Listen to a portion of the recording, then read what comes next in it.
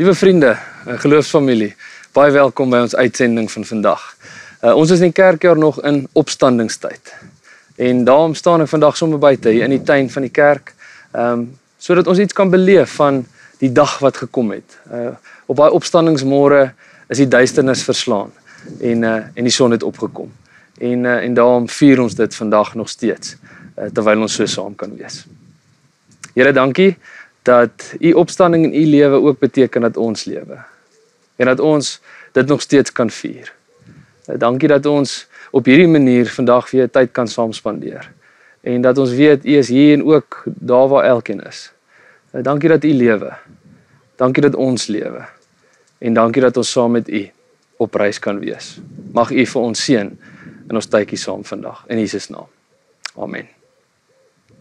Vriende, ons gaan vandag 'n bietjie tyd spandeer in Petrus se eerste brief.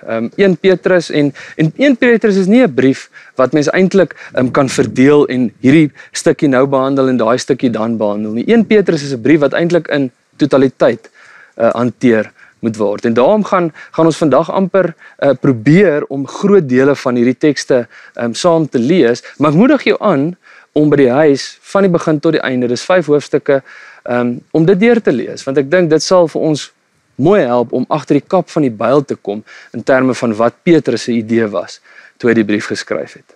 Nou kom ek begin vandag met 2 vrae. Vraag 1: as die kerk wêreldwyd sou verdwyn, sou toemaak, wat sal die ander mense wat nie deel was van die kerk nie mis? En vraag 2: wat is die kerk se rol dan op die ou einde in die wêreld en in die gemeenskappe? Nou, teoloog Richard Niebuhr antwoord hierdie vraag en hy sê, die kerk kan op verskillende maniere deel wees van die samelewing. Aan die een kant sien ons voorbeelde van die kerk wat teenoor die wêreld staan. Met ander woorde, die kerk wat eintlik op 'n eiland is en die res van die wêreld wat maar aangaan soos wat hy aangaan. Daar's 'n afstand, daar's 'n vreemdheid in terme van die kerk, 'n andersheid. En die kerk en die wêreld meng nie eintlik nie. En in die geskiedenis sien ons voorbeelde hiervan wanneer die gelowiges op plekke drasties in die minderheid was, dat hulle maar hulle eie ding gedoen het en die wêreld se doen en laat het nie eintlik invloed op hulle nie. 'n tweede manier waarop die kerk in die wêreld kan wees, is wanneer die kerk baie gemaklik is met die dinge wat rondom die kerk aangaan. Met ander woorde, daar's 'n noue verband tussen dit wat in die kerk aangaan en dit wat in die wêreld en op 'n daaglikse basis in mense se lewens aangaan. Die een sluit amper aan by die ander een. Voorbeelde hiervan is wanneer die kerk en die staat byvoorbeeld een is en waar sekere dinge in politiek gedryf word deur die oortuiging van die kerk ensovoorts. Voorbeeld Konstantyn, wat in die 4de eeu tot bekering kom as keiser en hy verander die staatsgeloof na Christendom toe. Dis 'n tweede deel. So aan die een kant die kerk teenoor die wêreld, aan die ander kant die kerk wat baie gemaklik is met die wêreld. Nou, in albei van hierdie benaderings of realiteite is daar natuurlik risiko's. Daar's risiko vir 'n kerk wat te ver verwyderd is, maar daar's ook 'n risiko in terme van 'n kerk wat net saamgaan. Want die kerk moet op 'n manier die gewete van die samelewing bly. So daar is risiko's, maar soos wat tyd verander en gemeenskappe verander, so verander kerke ook in terme hiervan. Nou, wie is die mense vir wie Petrus hierdie brief skryf? Hierdie mense is die eerste klomp mense waarvan ons gepraat het. Drastiese minderheid, mense wat amper op 'n eiland bly, mense wat nie deel is van die res van die wêreld nie. Hoekom? Want hulle is gelowiges en hulle gaan nie meer saam met dit wat dalk vroeër hulle realiteit was nie, want hulle het verander. Hulle is nou anders en hulle dien nou die Here en daarom word hulle as vreemdelinge of bywoners in die wêreld beskryf. Ja, hulle bly in die wêreld, maar hulle is nie van hierdie wêreld nie. Hulle is anders. En daarom begin Petrus sy brief in 1 Petrus 1 vers 1. Van Petrus, 'n apostel van Jesus Christus, aan die uitverkorenes van God, vreemdelinge in hierdie wêreld wat verspreid woon in die provinsies. So daar sien ons dat hierdie mense se realiteit op hierdie stadium is, ons is anders. Ons pas nie in nie. Mense behandel ons stief. Ons is mense wat nie eintlik deelneem aan die aktiwiteite van gewone ander mense op 'n daaglikse basis nie. En wanneer ons dink aan ons realiteit vandag, dan dink ek, sou ons kon sê, ons is dalk dieselfde. Want in ons konteks is die kerk nie in beheer nie. Dis onwaarskynlik dat ons binne die volgende paar jaar weer op 'n punt gaan kom waar die kerke die hoofstem is in die wêreld en dat die kerke eenvoudig sê wat gedoen moet word en wat nie gedoen moet word nie. Wanneer ons na die samelewing kyk, sien ons dat dinge verander het en dat dinge geswaai het. En daarom kan ons ook sê, nou wanneer ons kyk na die wêreld en die waardes wat vir die wêreld belangrik is, dat ons as Christene ook eintlik maar vreemdelinge is in hierdie wêreld. En dat ons op 'n manier nie eintlik inpas by dit waarmee 'n groot deel van die mensdom op pad is nie. Waarmee Petrus hulle dan nou help, is in hierdie tyd, waar hulle amper op 'n eiland lewe, vra hy maar wat moet julle nou doen? Wat is julle rol as Christene? En ek dink, in die eerste plek, moet ons besef dat dit ook dan 'n vraag is wat ons vandag vir onsself kan vra. En Petrus se eerste antwoord is, dat ons moet besef, dat daar weerstand gaan wees. Dat ons dalk nie ooit weer in 'n gemaklike plek gaan wees nie. In hoofstuk 1 vers 12 tot 16 skryf hy, geliefdes, moenie verbaas wees oor die vuurproef waaraan julle onderwerp word nie. Dis nie iets vreemd wat met julle gebeur nie. Wees liewer bly hoe meer julle in die lyding van Christus deel, want dan sal julle ook oorloop van die vreugde by sy wederkoms in heerlikheid. Geseënd is julle wanneer julle beledig word wille van die naam van Christus. Dit is 'n bewys dat die Gees aan wie die heerlikheid behoort, die Gees van God op julle bly. As een van julle ly, moet dit nie wees omdat hy 'n moordenaar is of 'n dief of 'n misdadiger of 'n kwaadstoker nie. Maar wanneer iemand ly omdat hy 'n Christen is, moet hy hom nie daaroor skaam nie. Inteendeel, as draer van daardie naam, moet hy God verheerlik.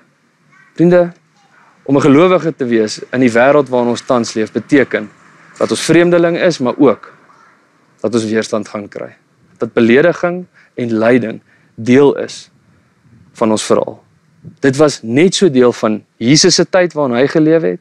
Dit was net so deel van die konteks van die vroeë kerk.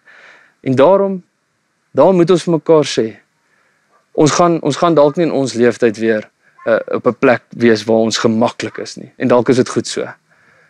Ons is vreemdelinge. En daarom gaan ons weerstand kry by die wêreld. Maar wat nou? Wat nou? Hoe moet ons dan nou reageer? As ons sê ja, ons is dalk 'n minderheid, ja, ons is 'n kleiner stem as groter stemme in die wêreld, soos daai gemeente is waarvoor Petrus skryf. Wat is nou ons doel en wat is ons roeping? En die eerste manier waarop Petrus hierdie vraag antwoord is in hoofstuk 1 vers 14 tot 16 waar hy sê, as gehoorsame kinders moet julle nie julle lewe inrig volgens die begeertes wat julle vroeër gehad het toe julle God nie geken het nie. Nee, soos hy wat julle geroep het heilig is, moet julle ook in julle lewenswandel heilig wees. Daar staan immers geskrywe, wees heilig, want ek is heilig. Met ander woorde, dit vra 'n andersheid. Dit vra dat ons op 'n manier, in terme van ons waardes, in terme van dit wat ons by God leer oor sy karakter, dat dit die dinge sal wees wat ons dryf. En dat ons op 'n manier anders is as die res van die wêreld. Dis Petrus se eerste ding. Ja, julle gaan weerstand kry, ja, dit gaan dalk moeilik, maar wees anders, moenie soog nie. Want julle was vroeër hierdie mense wat 'n sekere lewensstandaard gehandhaaf het of 'n lewenswandel gehad het, maar verandering het nou plaasgevind. So wees heilig, want die God aan wie julle behoort is anders en is heilig. Wees mense wat teen die stroom ingaan. Tweede manier wat hy sê hoe ons kan reageer is om liefde na binne radikaal uit te leef. Liefde na binne die Christendom. Kom ons wees lief vir mekaar. 1 Petrus 1 vers 22, nou dat julle in gehoorsaamheid aan die waarheid gereinig het, om mekaar as broers ongeveins lief te hê, moet julle mekaar dan ook van harte en vurig lief hê. Hoofstuk 3 vers 8 en 9, wees almal eensgesind, medelydend, liefdevol, goedhartig, nederig. Moenie kwaad met kwaad vergeld of belediging met belediging nie. Inteendeel, Antwoord met 'n seënwens, want daartoe is julle geroep, sodat julle die seën van God kan verkry. Hoofstuk 2 vers 17. Julle moet alle mense respekteer en julle medegelowiges lief hê. Vriende, wanneer ons na die wêreld kyk en ons geloofsgemeenskappe, hoe hanteer Christene mekaar? Dalk is dit hoekom ons profetiese stem in die wêreld verloor het, want ons verskeer mekaar. Die manier waarop ons mekaar hanteer, is glad nie 'n voorbeeld van 'n nuwe lewenswandel wat ons in Jesus het nie. Nee, ons verskil van mekaar en sommer oop en bloot hanteer ons mekaar op so 'n manier dat iemand van buite glad nie sal belangstel om deel te raak nie. Statistiek sê 1/3 van die wêreld se bevolking sê hulle is Christene. As 1/3 van die wêreld se bevolking dink ek hierdie snap, dan lyk die wêreld dalk anders. Ons as gelowiges moet mos juis anders wees as die wêreld. Die derde ding waarmee Petrus die gemeentes en ook vir ons help, is om te sê, ja, wees heilig, wees anders. 2, wees goed vir die mense na binne, maar 3, wees ook goed vir die mense na buite. Dis nice om te dink ons bly net op die eiland en ons broei mekaar warm, maar ons het tog 'n roeping om ander mense te bly innooi.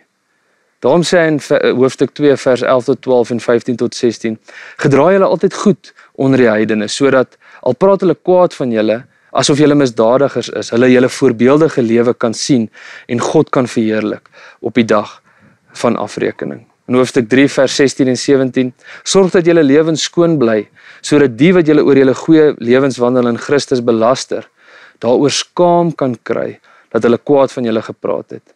As dit die wil van God mag wees, dat julle moet ly wanneer julle goed doen, is dit beter so, as om te ly wanneer julle kwaad doen. En hierdie is 'n moeilike een, want ons is baie keer vyhandig teenoor mense wat anders is as ons. Maar hier sê hulle nee, volhard in die goeie lewenswandel. Kyk hoe mense mekaar hanteer, want sodoende is julle ook mense wat 'n getuienis en 'n beeld uitstraal van die God aan wie julle behoort. So wees goed vir die mense binne, maar wees ook goed vir die mense buite. 'n Laaste ding, 'n vierde ding waarmee Petrus ons help, is eenvoudig 1 Petrus 3 vers 15, waar hy sê, wees altyd gereed om 'n antwoord te gee aan elkeen wat van julle 'n verduideliking eis oor die hoop wat in julle lewe. As gelowiges, al is ons 'n minderheid, al is ons vreemdelinge en bywoners, as gelowiges is ons mense wat hoop het. En daarom moet ons anders praat en anders lewe as die res. So al val ons gemeenskap uit mekaar uit, al gaan dit so sleg, moet die kerk die mense wees wat sê, maar wat is God se droom vir hierdie realiteit? Wat is God se droom vir ons? En daarom moet ons aanhou hoop en dit ook bely en dit uitleef op 'n radikale manier. Vriende, wat sê Petrus? Petrus sê, kom ons raak nie gemaklik net in wie ons is nie. Kom ons veroordeel mekaar nie. Kom ons wees lief vir mekaar. Kom ons leef anders. Kom ons leef dit ook uit na mense wat buite die gemeente en buite die geloof staan. En bly die hoop deel. Terwyl ons op hierdie aarde is, gaan ons vir altyd hierdie uitdagings in die gesig staar. Jesus het, die vroeë kerk het, die kerk deur die eeue het. En ons vandag beleef dit presies dieselfde. Maar moet die kerk nie juis die mense wees wat aanhou hoop, al lyk dit op 'n manier hopeloos. Ons het begin by die vraag, maar wat is die kerk se rol? Ek dink hierdie spel vir ons so mooi uit, hoe ons op 'n daaglikse basis kan lewe teenoor die mense rondom ons. Amen. Here, ons het nou 'n klomp dinge gesê oor wat ons rol is, oor wat ons moet en nie moet doen nie. Mag U vir ons help. Ons wil nie self probeer nie, ons is afhanklik van U. Mag U vir ons wys hoe om mekaar lief te hê. Mag U vir ons wys hoe om die wêreld lief te hê. En mag ons die hoop radikaal uitleef. Amen. Die genade en die liefde en die teenwoordigheid van die drie enige God is by jou. Amen.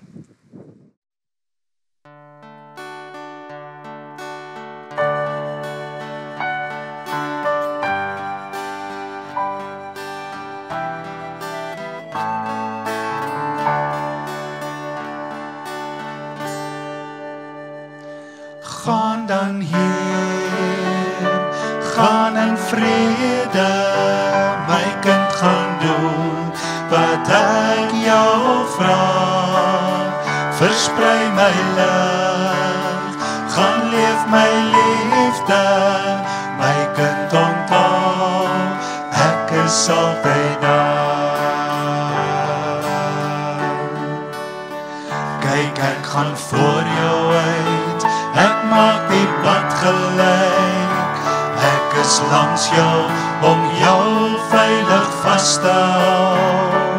Ek is agter jou, ek keer die bose weg van jou. Ek is sonder jou, as jy sal val, dan dra ek jou. Gaan dan heen, gaan in vrede, my kind gaan doen wat ek jou vra. Versprei my lig, gaan leef my liefde, my kind onthou, ek is altyd daar. Kyk, ek is rondom jou, want ek beskerm jou.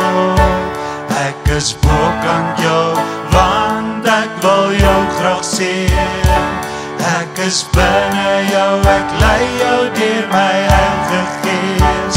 Die Seun van God, Drie-enig, sal vir ewig met jou wees. Gaan dan heen, gaan in vrede, my kind gaan doen wat ek jou vra. Versprei my lig, gaan leef my liefde, my kind onthou, ek is altyd daar.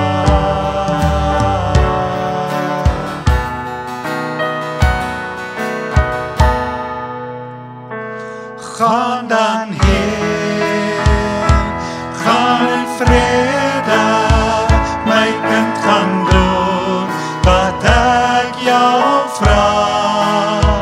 Versprei my lig, gaan leef my liefde, my kind onthou, ek is altyd daar.